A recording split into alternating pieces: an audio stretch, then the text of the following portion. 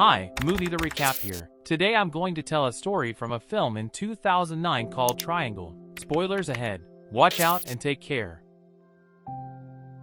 The first scene introduces us to Jess, the main character of the story, as she is getting ready to go on a boat adventure with her autistic son Tommy and her friends. Jess is hurrying around the house, almost crazily taking out a flip toy boat from the pool. Tommy is painting, while Jess is continuing packing things and trying to persuade him to leave the house, despite the fact that she also cleans up after him. A strange but insignificant event occurs immediately at the start. While Jess is finishing up her final preparations, the doorbell rings, and when she opens the door, there is no one there. Jess leaves with Tommy, but arrives at the harbor without her kid where her friend Greg awaits. Victor, a troublesome teen living with Greg, approaches her and asks questions about Tommy. She boards the boat named Triangle, where she meets Greg's friends, Downey and Sally, a married couple, and Sally's friend Heather. Victor finds Jess's behavior weird, asking why she didn't bring Tommy given there is no school on Saturday. Greg convinces Victor that Jess is okay, and that he should treat her with respect. When the group sets sail on the sea, they are met by a massive storm. While attempting to contact the Coast Guard by a radio, they pick up a signal for a distress call. The storm causes the boat to capsize, sweeping Heather off the deck and into the sea. As the storm passes, the rest of the gang climbs to the top of the upturned boat. The gang notices the ocean liner Elis, which appears to be a perfect opportunity to be rescued and brought out of the sea. They move close to it and board the ship, but no one is there. As they search for signs of life around the liner, Jess informs Greg that she thinks she remembers the hallway. Victor, Downey, and Sally stop Jess and Greg when they start to look for a framed photo from 1932, the same ship they are on. Elis is revealed to be the Greek god of the wind and the father of Sisyphus, a legendary character who avoided death and was sentenced by the gods to roll the same boulder up the hill every day for an eternity, only to watch it roll back down again. The group chat is cut short as they hear clanking on the ship and know they are not alone. As they follow the sound, they come across keys that Jess identifies as hers. She is skeptical, but she is confident that those are her keys. The rest of the gang is having difficulty accepting it, but Jess argues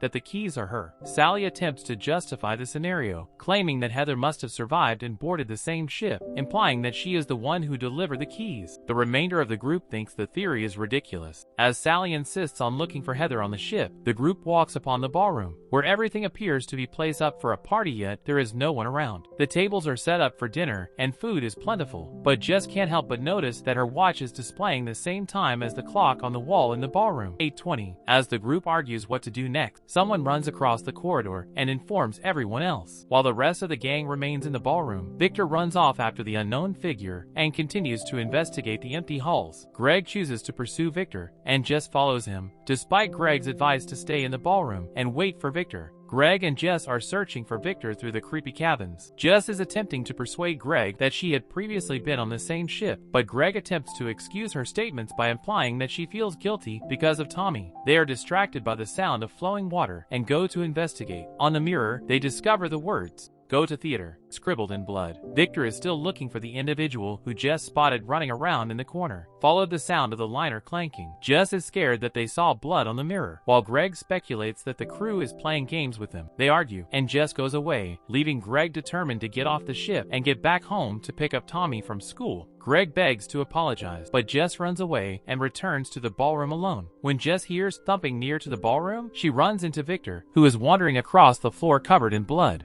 Jess is shocked and attempts to figure out what's happening, but instead of a response, Victor strangles her. Jess fights for her life, finally pushing Victor away. Jess, still in shock, jumps out at the sound of a shotgun and hurries to see what's going on, only to arrive at the cinema and find Sally and Downey sobbing over Greg, who had just been shot. Jess is taken aback by the sight, as Sally comes at her and accuses her of shooting Greg. Jess tries to defend herself, but Sally informs her that Greg claimed she shot him. She just admits that someone attacked Victor, and that she was beside him when Greg was killed, but Downey and Sally are getting skeptical of her, wondering why she told them to come to the theater. When someone starts firing, Sally and Downey get both shot, and Jess escapes the theater after attempting to assist them. To protect herself from the masked shooter, she hides in the kitchen and grabs a knife. Jess arrives at Lifeboat Station, hoping to escape off the ship, but the gunman follows her. They fight over the shotgun and then flee. The gunman doesn't give up and pursues Jess over the top deck. The gunman launches a shotgun at Jess as she slides over the fence to the lower deck after missing her a number of times. As the mysterious attacker reappears, Jess employs an act she discovers along the road to defend herself. After putting up a battle and outmatching her opponent, Jess wants to know his identity. The mysterious attacker responds that the only way for Jess to get home is to murder them. Jess then attacks the gunman with the axe without revealing his identity and falls overboard into the ocean. As she attempts to recall what happened, she is distracted by the sound of music coming from one of the nearby cabins, which is playing on loop on an ancient record player. People are yelling outside, and she can hear them. Jess gently steps out of the cabin and onto the deck, only to spot Greg, Victor, Downey, Sally, and herself on the flip boat screaming for help. Jess is shocked and terrified since everything appears to be in an eerie loop, so she runs and hides while listening to the gang that has just boarded the cruise ship, which includes herself. While hiding from the gang, Jess experiences the identical events that occurred when she boarded the ship and returns to the restroom where she saw the blood writing on the mirror with Greg. She can hear that the group is looking for her, calling Heather. She realizes that she was the person they were after the entire time. Jess returns to the corridor outside the ballroom and listens in on the gathering, where her other self sees her. She turns away as Victor pursues her. Victor discovers Jess on the terrace, surprised that she arrived so quickly. He believes he is speaking to Jess, whom he just left in the ballroom with the rest of the group. Jess attempts to be honest with Victor and explain that something unusual is occurring on the ship. As they converse, she informs him that her copy is downstairs with the others. Victor doesn't comprehend what Jess is saying as she attempts to explain that everyone's bodies are all over the ship and that they were all here before. As Jess desperately tries to convince Victor that the entire gang will perish, he ignores her. In the heat of their disagreement, Jess holds Victor by the head and accidentally slams him against a hook in the wall, which ended lodged in the back of Victor's skull. She hurries away from Victor, shocked by what she'd done. During a breakdown, Jess discovers a pile of crumpled papers with the same message: if they board, murder them all. Jess completes her transition into the murderer she was running from. She puts on a jumpsuit and grabs a shotgun. Jess observes her locket hanging from the grid on the floor while she rethinks over what she needs to do to get off the ship. When she keeps an eye and sees a pile of necklaces similar to hers, the identical locket around her neck slips and slides down the grid as well. She knows that everything is repeating itself and begins packing weapons.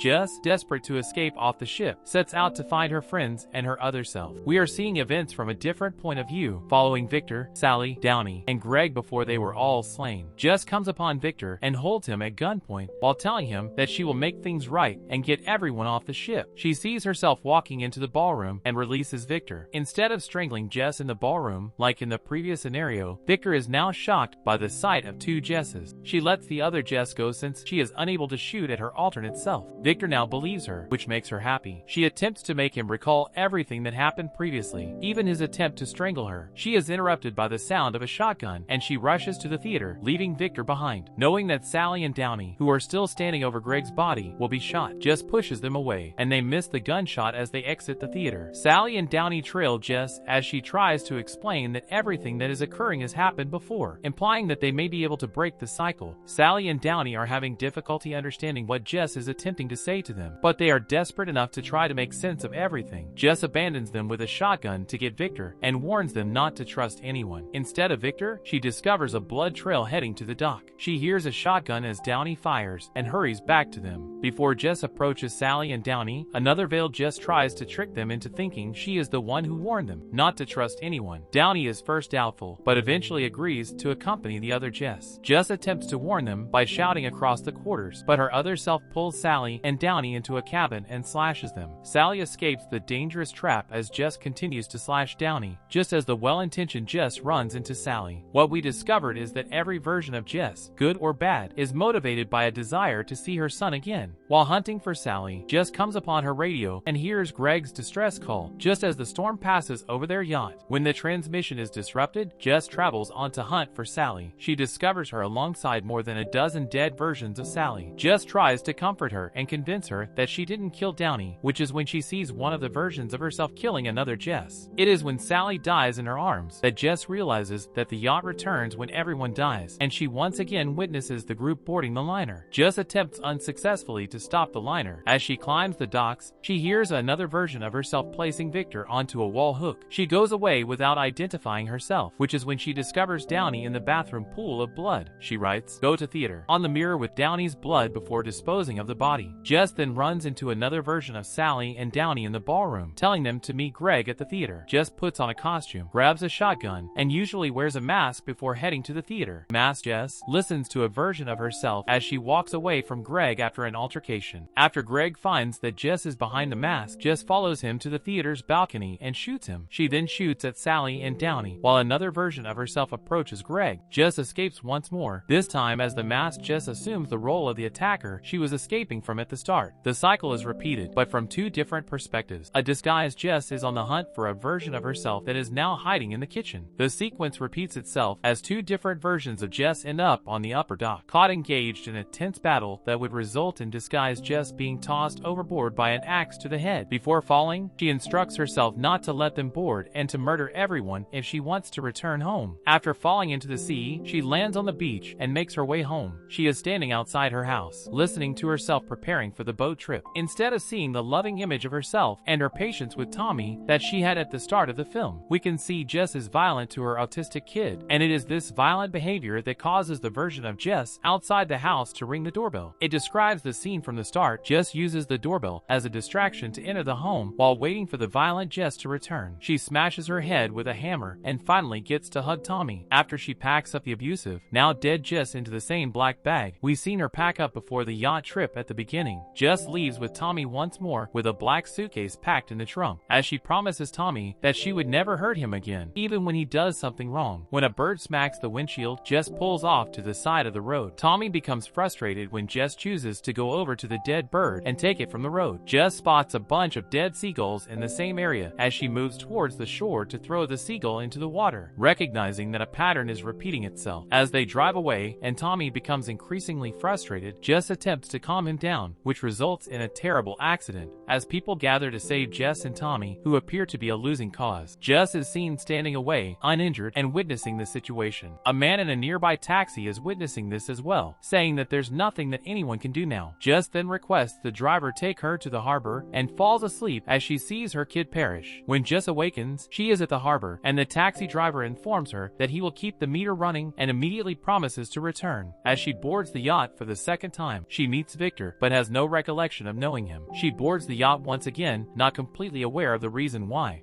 Subscribe for more videos like this, turn on the notification, and leave a like to help the channel out. Thank you for watching.